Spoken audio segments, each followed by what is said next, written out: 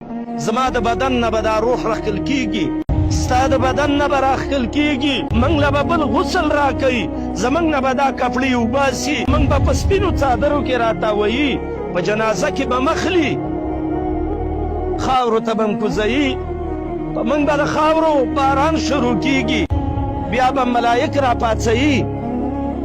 تپوس به کوي وایه د الله سره څه تعلق دی، وایه د رسول سره څه تعلق دی، وایه د اسلام سره څه تعلق دی. لمثل هذا فلیعمل العاملون.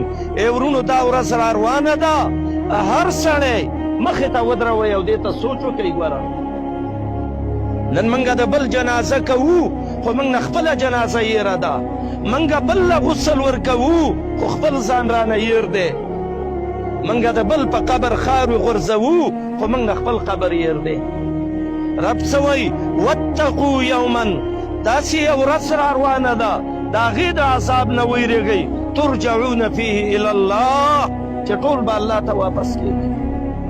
زما ورونو موږ پسې ډېر سخت حالت را روان دی، موږ ودي وو، موږ بې فکرې وو، موږ بې سوچې وو، زموږ زړه کې دا درد نه دی راغلی چې یو ورځ د ورځو نه موږ به د دې خاورو میلمانه کېږو.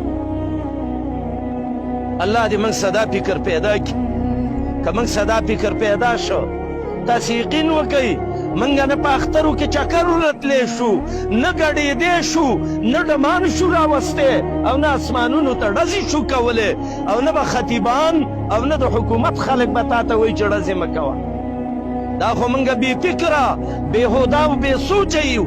که موږ سدا سوچ راغی بیا به دا فکر موږ څه نه وي. ډزه څنګه وکم، خوشحالۍ څنګه وکم؟ لیس العید عید من لبس الجدیده. اختر دا نه دی چې ښې جامې واغونده، ولکن العید عید من خاف الوعیده. اختر هغه دی چې د الله د عذاب نه ویرېږئ.